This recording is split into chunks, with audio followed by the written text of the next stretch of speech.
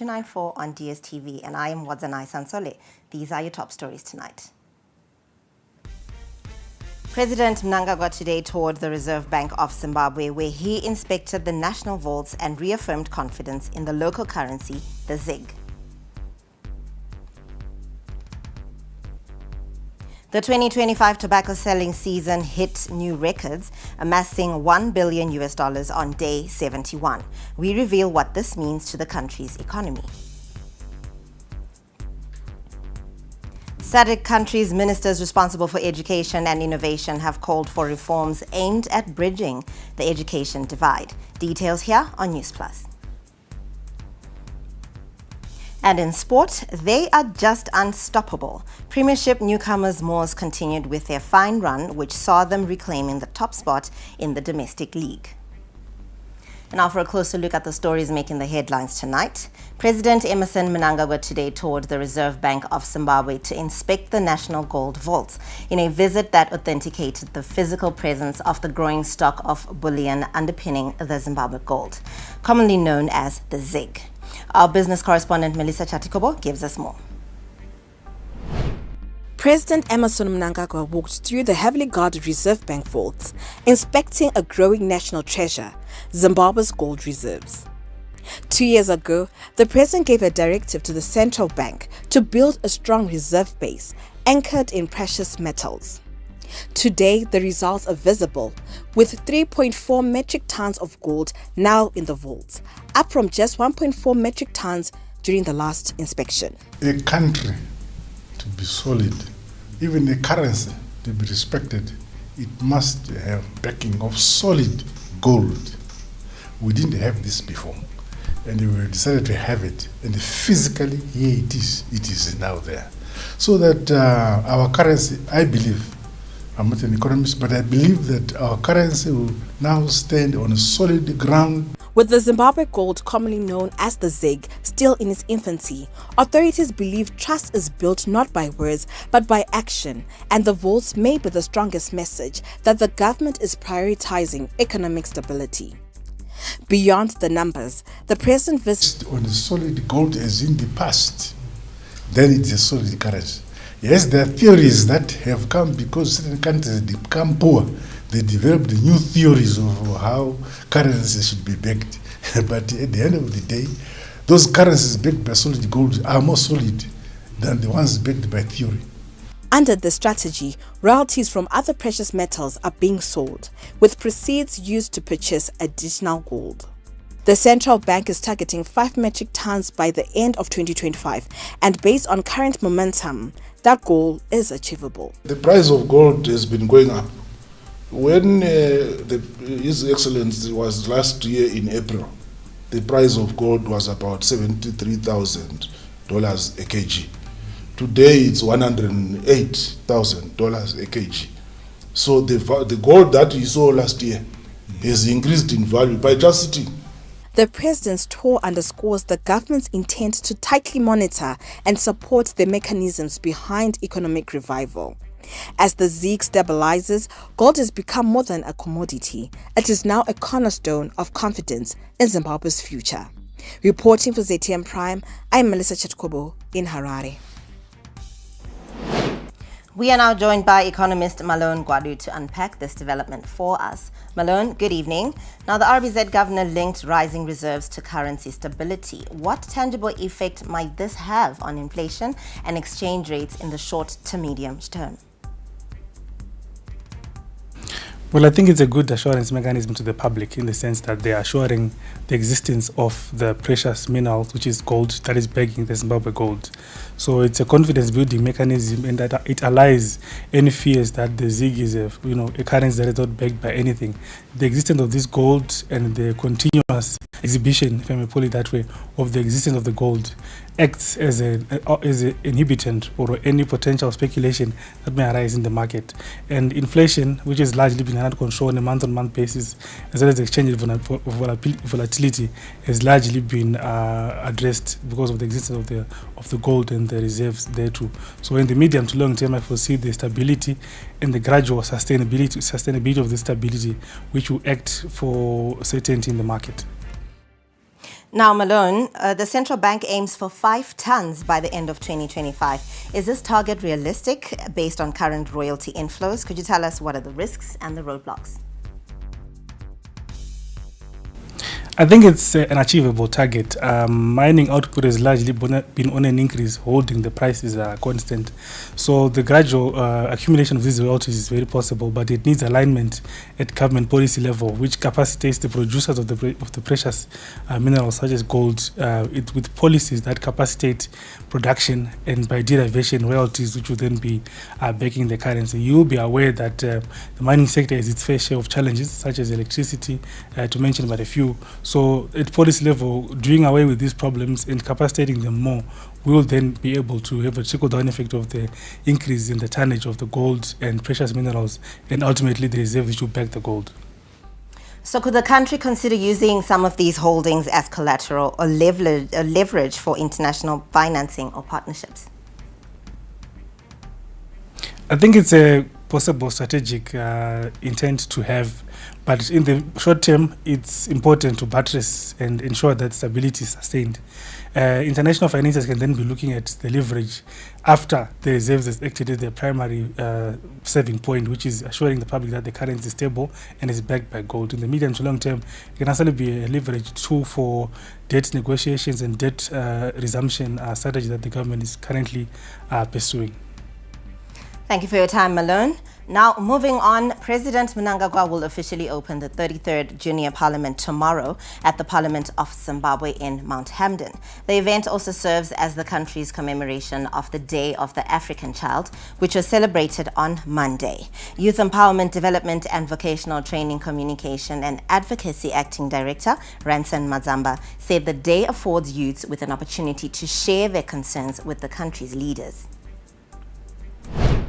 All the systems are in place. The newly elected junior parliament president, together with his cabinet, will have the time to meet His Excellency the President, Comrade Dr. E.D. Mnangagwa, who is going to be the guest of honor. And also, there are going to be some belated commemorations of the Day of the African Child. So, this is indeed a very crucial, if not important, day on our calendar as a country. It is a day we get to know what is it that the young people want in as far as their empowerment and development is concerned. The Southern African Development Community, SADC, is intensifying efforts for member states to champion policies that prioritize early grade learning, invest in teacher training, and harness innovation to reach marginalized communities. This emerged during the SADC Ministerial Roundtable in Harare today. Zimbabwe has a long track record of prioritizing literacy, a cornerstone of sustainable development. Education Minister Dr. Torerai Moyo says foundational literacy and numeracy are the building blocks upon which all further learning is constructed. However, the region still faces a significant challenge, with millions of children still lacking access to these basic skills. Disparities in resources, infrastructure, and teacher capacity are believed to exacerbate this issue. As honorable ministers and leaders, we must champion policies that prioritize early grade learning, invest in teacher training, and harness innovation to reach marginalized communities. Today's roundtable is a platform to share best practices, forge partnerships, and align our strategies with the SADC Regional Indicative Strategic Development Plan. A SADC report presented by Deputy Executive Secretary Angel Ndumba highlights 5 key lessons to be adopted. These include using evidence-based interventions, government in the lead, alignment programs, and policy reforms. The report clearly emphasizes that while emerging evidence should inform our actions, it's imperative that government takes the lead in advancing of literacy and numeracy for all. Honorable ministers, distinguished delegates, for children to succeed, they must acquire the fundamentals of reading, writing, and basic mathematics. Closing today's roundtable meeting, Professor Mavima emphasized the need to prioritize policy harmonization and ensure mutual accountability. We need to strengthen our monitoring frameworks to track learning outcomes, especially for marginalized groups. But basically, we need to ensure that our curriculum development, our educational policies are driven with credible and well-analyzed data. These regional efforts towards policy reviews will be crucial in promoting set goals in education and scaling up development. For ZTM Prime, I am Satachisiwe Gwaza. Now, the SADC ministerial meeting for ministers responsible for gender and women affairs, slated for June 24 to 27, is set to be a pivotal platform for SADC member states to converge and deliberate on pressing issues impacting women and girls. Key agenda items include promoting economic empowerment, enhancing access to education, and developing effective strategies to combat gender-based violence. Zimbabwe's Minister of Women Affairs, Monica Mchangwa, said the meeting aims to unite ministers in driving meaningful change and advancing the status of women and girls in the region. We also want to look at how can we provide market access, and also to say it's important for all these women and SMEs to get entrepreneurial skills. We cannot talk of women empowerment without giving them the entrepreneurial skills. So if we don't do that, we know for sure that we hinder the meaningful participation and benefits in these key economic sectors. This underscores the urgent need for targeted efforts which are focused on these groups in the region.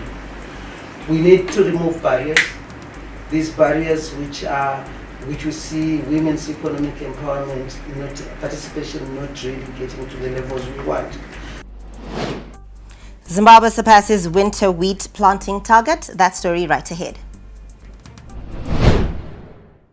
Win big in the EcoCash Chakachaya Ziawaku EcoCash promotion with over 200,000 winners. Earn at least 20 points when you cash in. Send money, buy airtime or data, make payments, receive money from the diaspora, or receive your salary via EcoCash. And you could be in the running to win an all-expenses-paid trip to watch an AFCON match in Morocco. A holiday for two in Dubai. Use the EcoCash app now. EcoCash. Live life the EcoCash way. Asilwela ukunqoba kuphela. Kepha silwela ukwakha isizwe esinohlonze.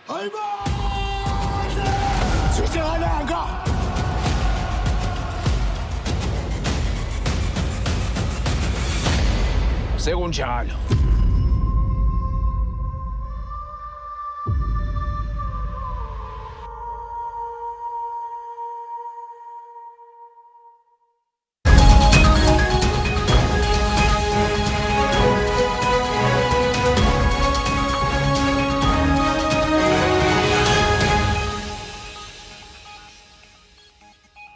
You're watching Newsplus this Thursday evening. Now, the wheat planting season has ended and the country has managed to surpass the 120,000 hectares target. Last season, farmers planted 121,982 hectares, surpassing the initial target of 120,000 hectares. Now, the Permanent Secretary in the Ministry of Agriculture, Professor Obert Chiri, said they are currently working on the agronomics, fertilization, irrigation, and pest control. He highlighted that their goal is to promote maximum productivity and ensure that they attain their target of 600,000 metric tons. The wheat planting season is now ended. We cut off on the 15th of June. And from the count that we had on the 15th, we have already exceeded our target of 120,000 hectares. We are now in the process of pumping and removing the double counting, but we know that our farmers planted up to the 15th, so we really know that the target will be exceeded. We have done this the last 2 seasons, and we know that this time around we are exceeding again. We now turn over to the wheat yield target, which is now chasing our 600,000 hectares, our 600,000 metric tons, which we want to get. So the focus is now on the agronomics, fertilization, irrigation, pest control, so that we get the maximum productivity. 60 district agricultural extension officers have received vehicles from the government as part of efforts to ease mobility challenges and promote agricultural productivity in the country. Speaking during the handover ceremony held at the Botanic Gardens in Harare today, the Minister of Agriculture, Dr. Anxious Masuka, said the vehicles were given to the district extension officers by President Mnangagwa and will go a long way in promoting agricultural support. Meanwhile, government is currently finalizing the agriculture food systems and rural transformation strategy. Last Tuesday, the President, His Excellency Dr. Idi Mnangagwa, handed 60 work vehicles to 60 districts in the country. But it was also taken advantage to have a day-long seminar with the extension workers to be able to highlight to them and illuminate the President's vision for the country and the role of agriculture in its context in transforming livelihoods for the attainment of Vision 2030. Agriculture, food systems and rural transformation strategy, which is in its final stages, and their role in implementing that, I think is key. We have said we wanted to focus on 3 value chains. We want maize increase in yield from the 1.4 tons per hectare to 2 tons. We want traditional grains increase. We want cotton yield increase from the current 500 kgs per hectare to much more, because these are agents of food security, livelihoods improvement. The district agricultural extension officers hailed the government for its efforts in improving the agriculture sector. They expressed excitement over this initiative, saying it will go a long way in ensuring that they provide timely responses to farmers. The officers pledged to increase productivity and play an active role in contributing to the attainment of Vision 2030 of realizing a self-sufficient and food surplus economy. These vehicles to us, they are very important, mainly because they are going to assist us in the improvement of our operations. We are now able even to respond to farmers' needs and requests with speed and precision, because we are now mobilized. We are going to be visible in our districts, and it is also, these vehicles are also going to assist us to garner respect in our communities with the farmers and stakeholders that we work with. Ziningi indawo besiyehlule ukuzifika ngenxa yokuthi singalandlela yokuhamba, kanti kathesi xa sesithole imota awu sokuzasebenzeka, and inala siyayithembisa ngoba sizafikela wonke umlimi sisebenze kuhle ukuze abalimi betshayinala. Now, Zimbabwe is on track to host the 15th Conference of the Parties, COP15, on wetlands, to be held from 23 to 31 July, with over 1,000 delegates from 176 countries having confirmed that they will attend. The declaration was made at an interministerial preparatory meeting held in Victoria Falls, where government officials expressed confidence in the country's readiness to stage the Global Environmental Summit. This marks a significant milestone, as it is the first time Zimbabwe will host this esteemed conference, and only the second time being held in Africa, following Uganda's hosting of COP9 in 2005. Now, Environment, Climate and Wildlife Minister Evelyn Ndlovu assured the nation of a world-class conference. We are happy with the progress that has been made, including the funding. The Ministry of Finance has done extremely well. They have dispersed the money for the hosting of this conference, because we pay for hosting the conference. That money has been dispersed. We have also found them very handy in terms of dispersing money to the different committees that are handling various issues, like the protocol officers and other officers that are supposed to be assisting us during the period.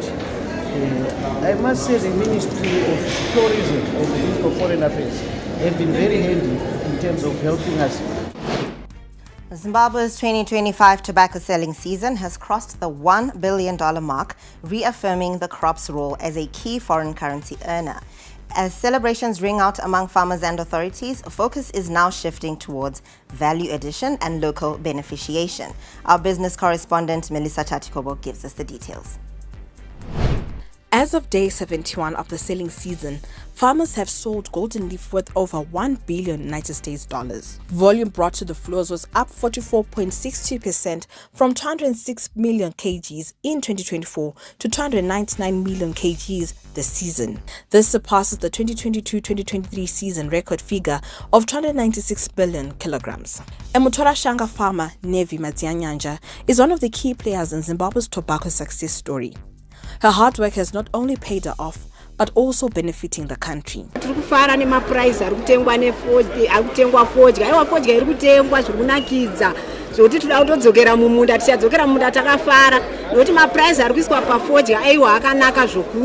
The Tobacco Industry Marketing Board, TIMB, says the year 2025 has been a favorable marketing season, owing to improved coordination between farmers and contractors. There is a lot of record breaking that we have done in terms of this season. You would understand by today 300 million kilos have been sold, which is record breaking. It has never been done. We are breaking the 2023 record of 296.3. Farmers now have earned over $1 billion in terms of what they are earning now. It's also record breaking. So this season has been a record breaking season. Government and industry regulators are hailing the figures as a sign of agricultural resilience and policy consistency. But the big conversation now is around value addition. Modalities are being worked on to ensure Zimbabwe moves away from raw leaf exports and maximizes earnings through processing and manufacturing. If you look into what we've done currently now, we have licensed and we've also taken on board 4 new cigarette manufacturing companies that are operating in Zimbabwe. We've made the playing field level and even so that they can secure the raw materials directly from the floors. With plans to establish more local processing plants and attract investments into cigarette manufacturing, Zimbabwe's billion-dollar tobacco industry is eyeing its next chapter, one that goes beyond just producing the golden leaf to creating golden opportunities. Reporting for ZTM Prime, I'm Melissa Chatikobo in Harare. Zimbabwe has made great strides in promoting inclusive education and ensuring that all students, including those with disabilities, over 16 official languages. However, Deaf Zimbabwe Trust highlighted that there is a need to create an inclusive education policy to ensure that the deaf exercise their right to education. Children who are deaf have it very difficult to access inclusive education, and one of the things that we do as an organization is to continue to knock at our government's door to say, where is the inclusive education policy? Let's finalize it. Because as long as we don't have a policy framework that guides how we support education, it means that we are going to leave many children behind. The Minister of Primary and Secondary Education has developed a number of strategies to ensure that people with disabilities are able to access all educational facilities. This has seen the improvement of infrastructure and the sign language syllabus in a number of government schools. When you get to any of our schools, we're taking care of those that are disabled or those that have mobility challenges in terms of making sure that there are ramps and rails, both at the administration block, in the classroom, even on the abolition facilities. We have also introduced the sign language within our heritage-based curriculum. So the sign language is now also being conducted within the Ministry of Primary and Secondary Heritage-based curriculum. A number of teachers in mainstream schools are currently undergoing sign language training to ensure that they are able to communicate with learners who are deaf. It's not just sign language which is being done by those who are hard of hearing, but it is also sign language that is also being trained by those who actually can hear, but they are training themselves as teachers in order that they may train even other pupils who can hear, so that they are able to communicate and converse with those that are hard of hearing. The Minister of Primary and Secondary Education is also training teachers and students to read Braille. This is part of the efforts by government to ensure that people with disabilities are able to learn in conducive environments. Even in terms of Braille, we're also training teachers to read Braille. And we're talking of teachers that are not visually impaired. We're talking of normal teachers those that do not suffer from any disability. We're talking of children who are also learning to do Braille.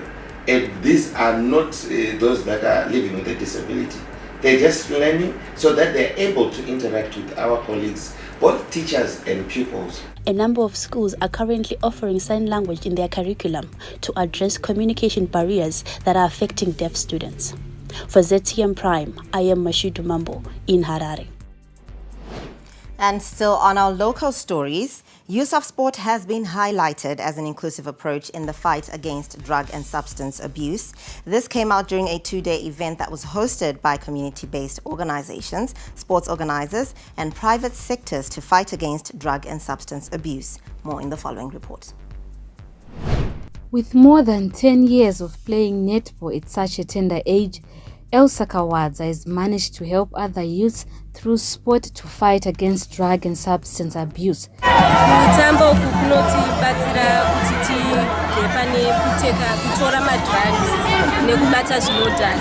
She hopes that with such initiatives, other youths will make efforts to stay away from drugs and join different sporting activities within their communities.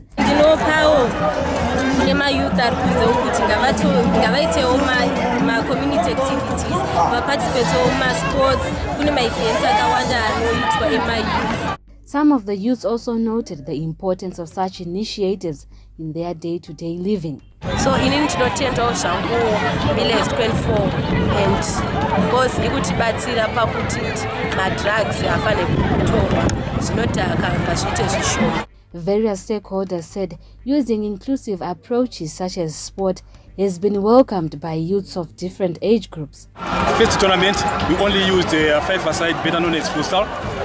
But then we found out that there is other sports that we need to incorporate. That's when we've incorporated netball and wheelchair basketball. The event for today is about introducing the youth so that they have something to do rather than using drugs. In the upcoming initiatives, volleyball, handball and other sports are to be used to give the youths an opportunity to nurture their talent as they fight against drug and substance abuse. For ZTN Prime, I'm Fatima Karueni in Harare. And still to come, Egypt transforms desert into farmland.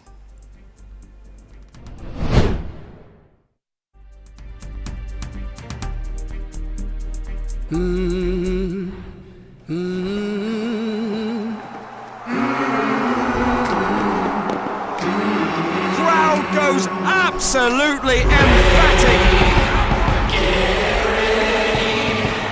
He has done it. Get ready for more on Supersport, the only place to watch all the FIFA Club World Cup.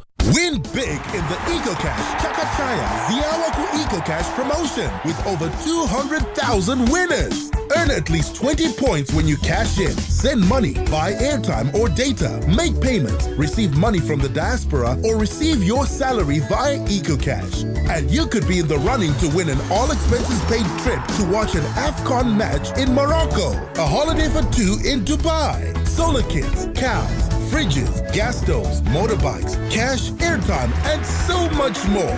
It's simple. Simply transact, earn points, and win in the Chakachaya Ziawaku EcoCash promotion. Dial *151# or use the EcoCash app now. EcoCash. Live life the EcoCash way.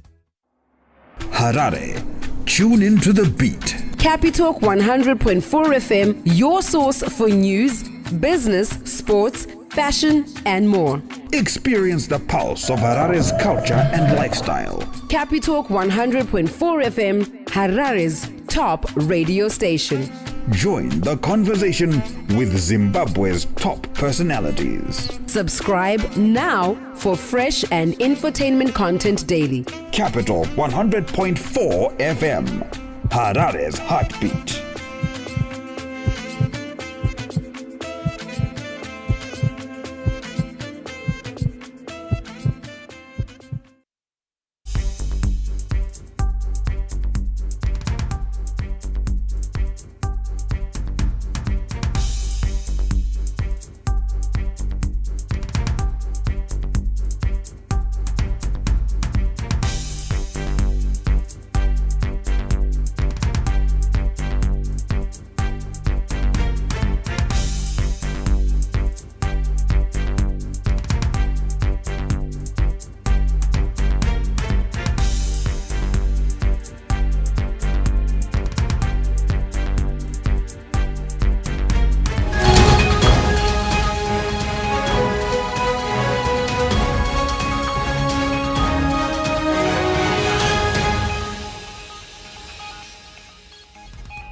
Thank you very much for staying with us. You are watching Newsplus, and we are coming to you live from Harare.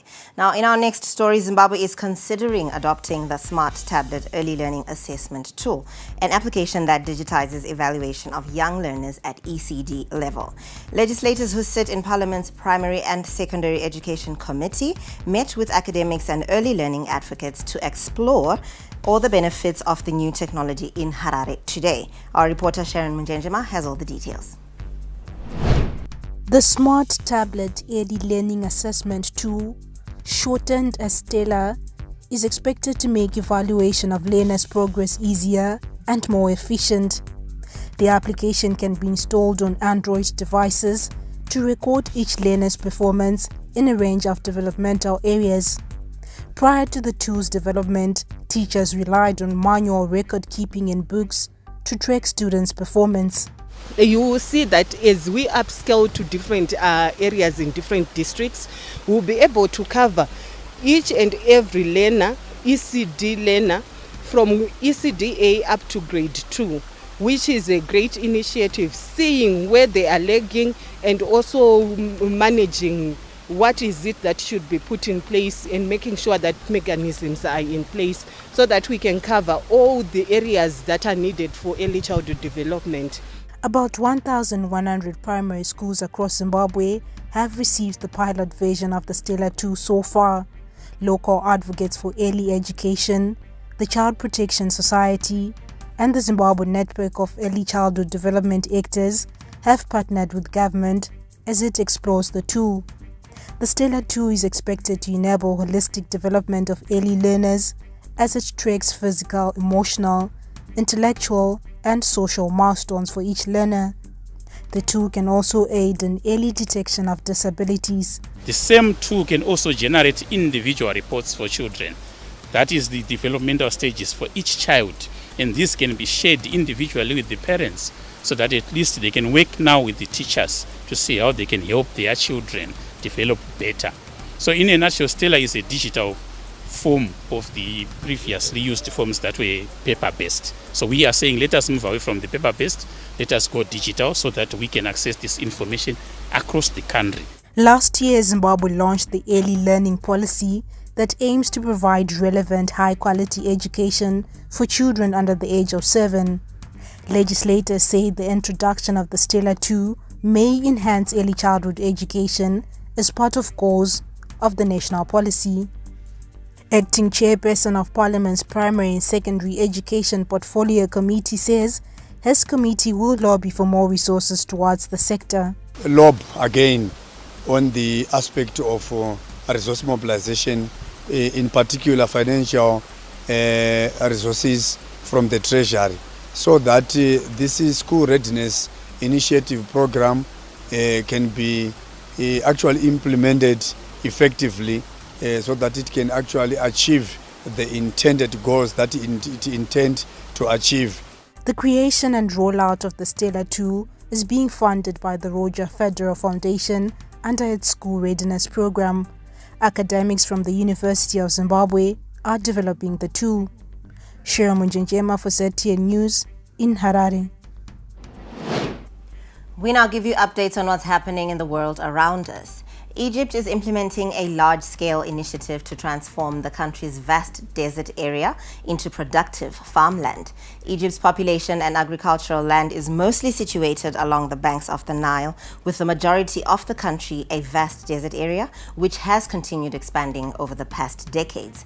And to combat desertification, the government has launched a major project to turn over 6 million acres of desert into productive and sustainable farmland.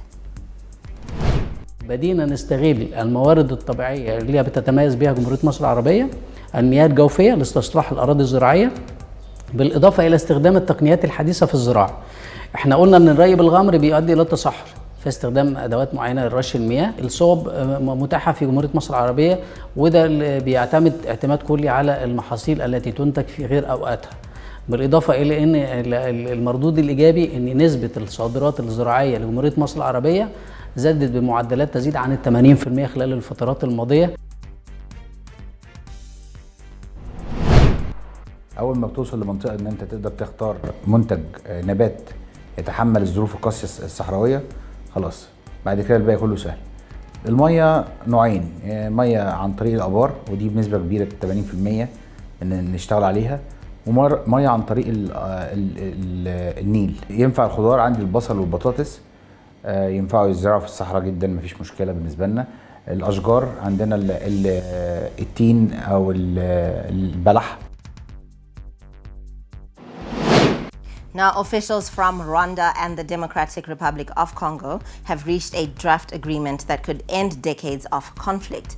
The breakthrough, mediated by the US and Qatar, provides for the disengagement, disarmament, and conditional integration of armed groups fighting in Eastern Democratic Republic of Congo. It also includes provisions for a joint security mechanism to prevent future flare-ups. The peace deal is expected to be formally signed next week.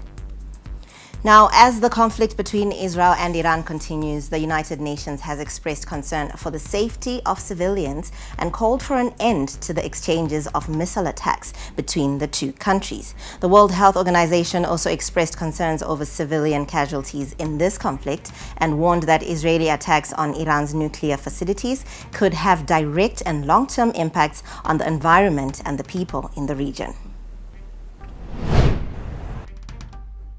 Good morning. Thank you, Madam Vice President. The United Nations Human Rights Office urges de-escalation and urgent diplomatic negotiations to end these attacks and find a way forward.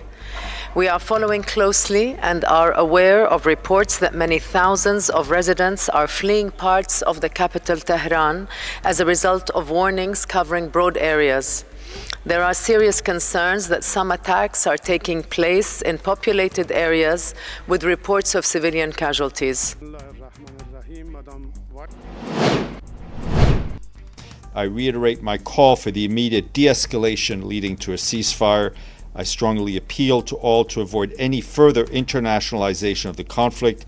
Any additional military interventions could have enormous consequences, not only for those involved, but for the whole region and for the international peace and security at large. I condemn this tragic and unnecessary loss of lives and injuries to civilians and damage to homes and critical civilian infrastructure. Diplomacy remains the best and only way to address concerns regarding Iran's nuclear programs. It's very clear that he's very concerned. And his strong appeal is to avoid any further internationalization of this conflict.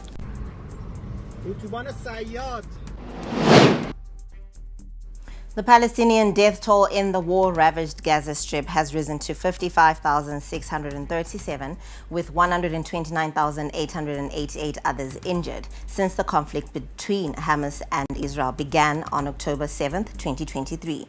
Now, Gaza's health authorities say over the past 24 hours, Israeli attacks have claimed 144 Palestinian lives and injured 560 others. As the conflict rages on, the situation remains dire for those seeking aid and safety. Local sources said at least 37 Palestinians were killed by Israeli fire and shelling across Gaza on Wednesday, including 4 near 2 US-backed aid centers. Now, up next is business. Harare, tune into the beat. Capitalk 100.4 FM, your source for news, business, sports, fashion, and more. Experience the pulse of Harare's culture and lifestyle. Capitalk 100.4 FM, Harare's top radio station. Join the conversation with Zimbabwe's top personalities. Subscribe now for fresh and infotainment content daily. Capital 100.4 FM, Harare's heartbeat.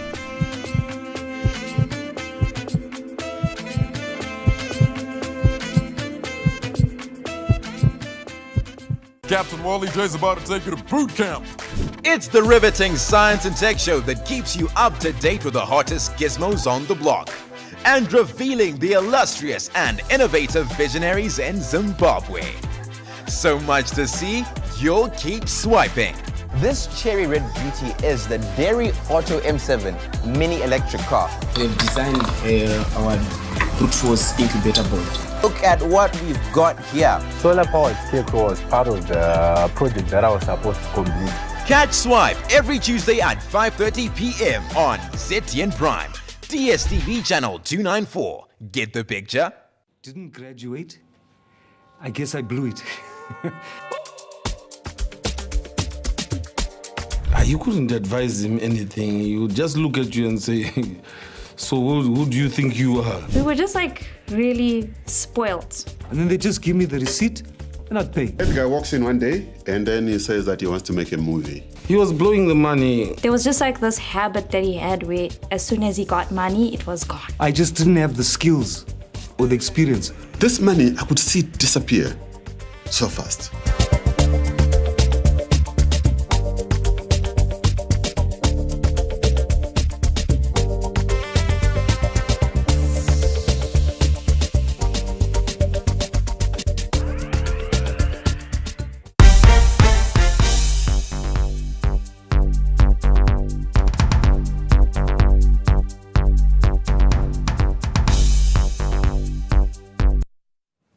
In our first business story, government is taking decisive steps to address the high cost of accommodation and services in Victoria Falls and other tourist destinations across the country as part of efforts to boost domestic and international tourism. This comes amid growing concerns that the nation's premier resort town, Victoria Falls, is losing business to neighboring countries such as Zambia and Botswana due to high accommodation pricing by local hotels and lodges. Tourism Minister Barbara Rosie revealed that a new bill aimed at regulating pricing in the sector has been approved by Cabinet and is now before Parliament. We understand that accommodation to ordinary people, to even our domestic people, may be expensive. Actually, it's expensive in Victoria Falls compared to Livingstone, compared to Kasani, compared to Katima Mlilo, where other delegates may be going. Victoria Falls, Wange, and other accommodation surrounding where the conference will be much expensive. And we are very happy that Cabinet has okayed our bill and it's now in the Parliament, and very soon it will be announced and the process of the bill will take place. It is only after the bill has passed and gone through its processes whereby the Ministry is going to deal with this issue about the pricing model of our accommodation in Victoria Falls, more so across all the accommodation facilities in the country. The Zimbabwe International Trade Fair, ZITF company, has announced the return of the Scholastica Expo as a standalone event for the first time in over a decade. The 2025 edition will be held from 30 July to the 1st of August in Bulawayo. Now, running under the theme Empowering Future Generations through Heritage-Based Education and Innovation, the event is looking to attract 4,500 participants from across Zimbabwe and the SADC region. Speaking at the launch, ZITF Marketing and Corporate Communications Manager Tandolenkosi Nkomo emphasized the strategic importance of the expo in shaping the future of education and industry. Scholastica has always been held during the trade fair, but this time around it's a standalone event, and this is mainly because of calls by industry and other participants, the learners, the educators. They've said, you know what, we need more time to dedicate to this conference, this expo, so that we can, extract as much value out of it. So we are having the Scholastica Expo from July 30 to August 1. He also added that the expo is part of ZITF's commitment to promoting education and career development as it aims to establish an unmatched platform for collaboration, knowledge exchange and innovation. And so we are right now going out there to interact with the market, inviting exhibitors to come and exhibit at the expo. So that they can, as they exhibit, they are interacting with potential buyers who are in the education sector. So that's definitely a plus. Secondly, those who are in business will definitely interact with potential buyers of their products and services. So the education sector has got a lot of buyers, a lot of consumers of stationery, consumers of IT equipment, consumers of construction materials, etc., etc. So the expo, beyond just being a platform for sharing information on career development and education, is definitely a platform for business deals to be made, so that those who are in this education ecosystem can benefit as much as possible. We now take a look at what's happening in the world of entertainment. Didn't graduate? I guess I blew it.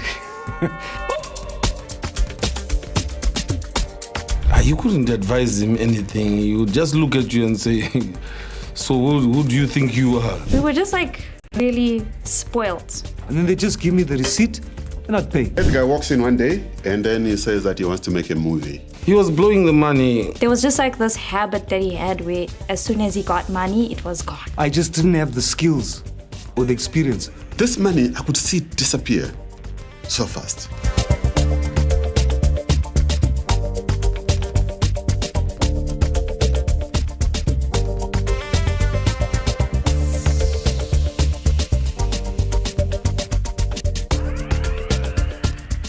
Catch exclusive interviews every weekday for candid, exciting and thought-provoking conversations with your host, Erika Ndoro. We talk about arts, we can talk about sports, we can even talk about politics, and sometimes we venture into a nice guitaristic play.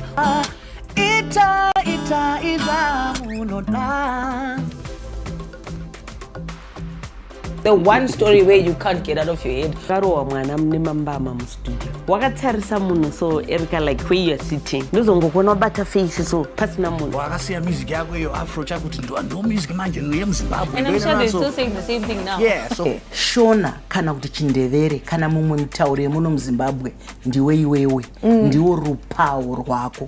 Ndicho chidadiso chako. Catch me, Erika Ndoro, right here on ZTN Prime every single Monday at 7 p.m. whilst we get exclusive.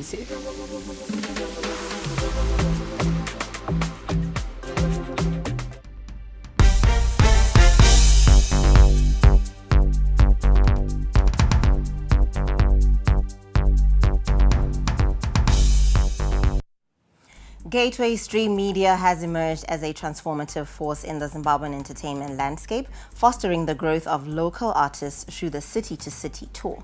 This tour showcases established artists but also nurtures emerging talent and creates a vibrant space where various genres intersect and flourish. It also highlights the fusion of Zim dancehall, hip-hop and Afrobeats, demonstrating how these styles can coexist and enrich the musical landscape. Now, since its inception in 2020, this platform has dedicated itself to promoting talent, organizing memorable events, and creating opportunities for musicians to shine. Now, the Zimbabwe Pavilion has established itself as a vital platform for showcasing the country's artistic talent at the International Art Exhibition of La Biennale di Venezia. Over 7 consecutive editions, this initiative has become a beacon for Zimbabwean visual artists, providing them with an opportunity to gain visibility and recognition on the global stage. The success of the pavilion is rooted in its commitment to present diverse narratives and creative expressions from Zimbabwe. Through carefully curated exhibitions, it has also facilitated dialogue about the complexities of Zimbabwean identity, culture, and societal issues. Notable artists like Kudzanai Chiurai, who explores themes of identity and history, and Portia Javahera, also known for her vibrant and emotive paintings, have showcased their work at the pavilion, contributing to its rich narrative. And still on entertainment, 3 years after he slapped comedian Chris Rock on stage at the Oscars, Will Smith says making a mistake so publicly was brutal.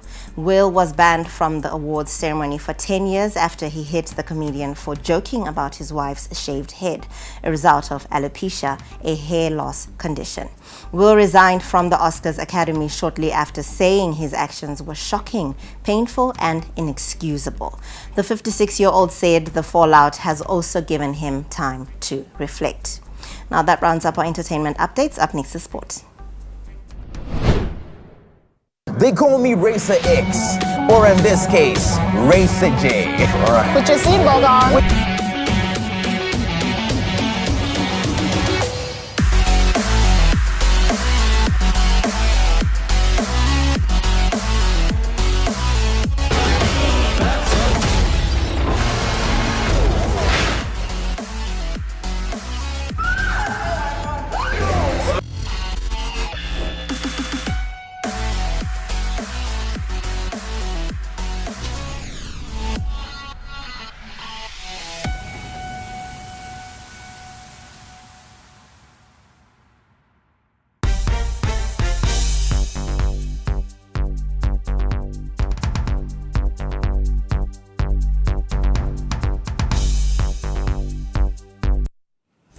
Local coaches have welcomed the initiative to incorporate artificial intelligence in the game following a 3-day workshop held by Major Sports Institute aimed at utilizing artificial intelligence in football. The coaches believe that artificial intelligence works in their favor as it helps them understand their players better. Very important. You see, AI. AI it is there to help us as coaches, but not to replace us, but to help those who know about AI, because it's helping us to work easier and smarter. This course is good for us because it helps us in analyzing data on each and every player of a team, and it helps us in planning, decision making. After analyzing all the data, you can actually come with strategic plans, make decisions which can impact the team positively. And our coach will gather information like or collect data from a training session. Now it's easy to convert it using AI now, AI advantage. Saga patawe now taku tapa level rimwe rasingafungiro mzimo. Zambian referee Trison Mwape has welcomed the initiative as he believes it helps coaches understand and analyze their players better as well. It helps so in many aspects of life, specifically in sports science. Yeah, where we are able to know the player's condition. Yeah, and sometimes players will tell you not what is not true. And then here, when you put the gadget on them, the gadget will detect and track their movements and everything. So it's easier for the coach to analyze and to give what is needed for that player to improve. The importance of artificial advantage is it will help you to know what's supposed to be done. You no longer coach anyhow, but you are guided by artificial intelligence. Moors returned to the top of the PSL with a 2-1 win over Caps United at Ngoni Stadium this afternoon. The Panthers went into the match 2 points behind Simbabora, who were in action yesterday, beating Bikita Minerals 1-0 at Wadzanai. The Northern side had to show character fighting from a goal down to win, thanks to goals from Arthur Banda and Innocent Zambezi. Bisila Mabilia had opened the scoring for Caps, and the win extended Moors' unbeaten run to 16 matches, having picked up 34 points during that run. Now still on sport, Dynamos recorded their second win of the season with a 1-0 win over Yada at Rufaro, but stay in the relegation places. Former Yada captain Clive Mandivei nodded home in the first half to hand coach Saul Taminuka his first win at Dynamos. The scoreline could have been more comprehensive, with Dynamos wasting a number of chances against fellow relegation-threatened Yada. Taminuka was satisfied with the fight shown by his side of the day and felt that the win was written in the stars. I think we needed it more, and we planned well regarding how they will be coming at us, and I think we had answers, right? Even though sometimes they look like they had slipped through our fingers, we would always have someone coming to picking up the ball, and I think the boys just did well. And then coach, maybe one thing I want to talk about, day before yesterday, Clive scored at training, and our training ended there. Right? And today he is again at it, and that is supposed to be bringing more confidence in all the players. Right? That if we can train and score goals, it means we can score goals even in the match. So I was more than happy because of Clive. Now elsewhere, Triangle beat Kwekwe United 3-0. The Zimbabwe senior men's cricket head coach Justin Salmons has announced a 16-man squad for the test series against world champions in Bulawayo, scheduled for the 28th of this month to the 10th of next month. Notable faces include pacer Trevor Gwandu, who was injured on the tour of England, along with a number of players who played in the one-off test match against England, whilst Sikandar Raza and the injured duo Ben Curran and Richard Ngarava miss out. Bowler Vincent Masekesa has been called back into the squad and is in line to get his second test cap after his maiden fifer against Bangladesh. Uncapped pacer Kundai Matigimu earns his maiden test call-up, while Prince Mashaure and Takudzwana Shekaitano return to strengthen the top order alongside Brian Bennett. And that rounds up our bulletin this Thursday evening. Thank you very much for watching. Have a good night. I'm Wanzanai Sansole.